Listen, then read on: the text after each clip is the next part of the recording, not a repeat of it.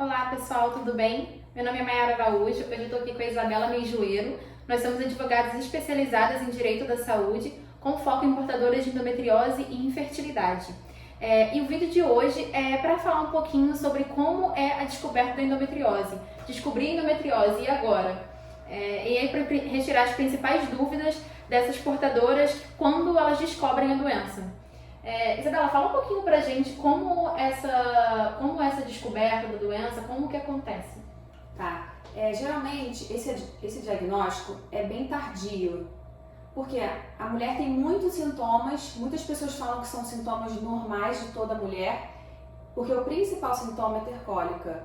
E aí ela vai passando a juventude sem saber que tem a doença. E quando ela descobre, embora seja uma doença que 20% da população feminina tenha, ela fica muito surpresa porque é uma doença desconhecida pela maioria das mulheres. Então ela não sabe o que ela tem que fazer, fica um pouco perdida, foi por isso que a gente teve a ideia de fazer esse vídeo, para explicar para vocês. Exatamente. Acho que a falta de informação é o principal problema hoje ainda com a endometriose, né? E geram tratamentos errados, uma série de problemas que poderiam ser evitados. Sim. Isa, além da cólica menstrual, que é o principal sintoma assim, que dá um alerta para endometriose, quais são os outros sintomas que podem vir acompanhados? Sim. 90% das mulheres têm endometriose com sintomas. Quais são eles? Cólica menstrual, pode ser uma cólica menstrual leve, mas persistente, ou cólicas terríveis, todos os meses elas sofrem muito com cólicas. Tem algumas mulheres que têm dor na relação sexual, isso também é considerado um sintoma de endometriose. Algumas mulheres têm uma necessidade muito grande de ir ao banheiro constantemente para urinar. É como se fosse uma incontinência urinária, né? Toda hora ela tem vontade de ir no banheiro. E um outro sintoma também, que 40% das portadoras têm, é a infertilidade. A infertilidade é uma doença que ela é gerada quando a mulher tenta por mais de um ano engravidar, usando os métodos naturais, né? E ela não consegue. E aí ela é diagnosticada com infertilidade. Sim. E nessa parte já da descoberta também, né, Isa, questão já no médico especialista, a maioria das portadoras, elas descobrem por qual médico? Por um consultório, por uma ida na emergência? Sim. A gente tem visto que muitas pessoas, elas não são diagnosticadas com endometriose pelo próprio ginecologista. E por quê? Geralmente não fazem muitos exames. A cólica, que é um sintoma muito relevante da endometriose, consideram que é normal, toda mulher sente cólica, e não é normal. E aí ela acaba... Às vezes é um médico da emergência que atende ali, Sim, né? às vezes assim, que é muito comum. Às vezes, uma pessoa que tem endometriose, ao ouvir um relato de uma mulher com os sintomas, ela acaba falando, pô, será que você não tem endometriose? Eu mesma, estava fazendo a unha no sábado e a manicure começou a relatar todos os sintomas de endometriose para mim.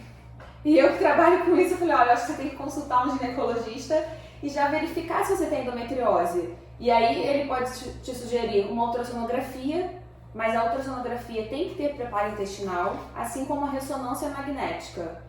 O que é preparo intestinal?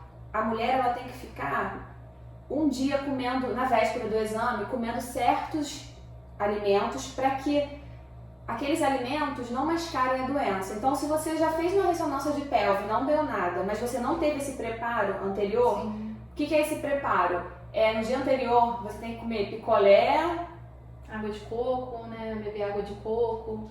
Evitar, assim, alimentos que sejam mais pesados, mais gordurosos, que vão acabar atrapalhando na doença, né? Mesmo com contraste, é necessário fazer o preparo intestinal. E o preparo ele é passado pela clínica, só que muitas clínicas não passam esse preparo. E aí muitas mulheres têm o falso negativo de endometriose, porque ela fez o exame e o exame não detectou endometriose, mas ela tem. E aí ela fazendo tanto a ultra, em São Paulo é muito comum a ultra com preparo intestinal. Aqui no Rio de Janeiro já é mais comum a ressonância magnética com preparo intestinal. E também tem o exame de sangue. Tem o exame de sangue, que é o CA-125, que ele também determina, é um fator que determina se a mulher tem endometriose. A alteração dele, né? Sim. Isa, a gente fala muito da questão da cólica menstrual, né, que está ali envolvido dentro do período menstrual. Agora, uma dúvida que fica em muitas mulheres é em relação à regularidade ou não do ciclo, né? Tem mulheres que sofrem disso e às vezes acham que é um ovário policístico, às vezes não é. É determinante isso? Na verdade, assim, não sou médica, mas a gente está acostumado a atender muitas mulheres com endometriose. Então, o que a gente repara é que as mulheres têm um ciclo irregular. Não tem aquele ciclo certinho de 28 dias, tem mulheres que têm ciclos até de 40 dias. Então, se ela ficou menstruada no dia 1º de janeiro, a menstruação dela não virá 28 dias depois. Geralmente é um ciclo um pouco irregular. Mas é de cada um, né? O organismo. Algo que a gente verifica muito aqui também em relação a... Tem mulheres que fazem uso da pílula contínuo para não menstruar e ainda assim tem muito escape. E a gente já percebeu nos casos que a gente atende aqui que isso é um fator assim que está incluso em muitas portadoras, né? Geralmente, o que não é algo muito comum, já que você faz o uso de uma pílula que é específica para esse uso contínuo para não menstruar e mesmo assim tem diversos escapes. E a questão a endometriose é uma doença que tem alguma relação com a hereditariedade, exatamente. Então, é bastante comum que se você tem endometriose, provavelmente você não é a única da sua família.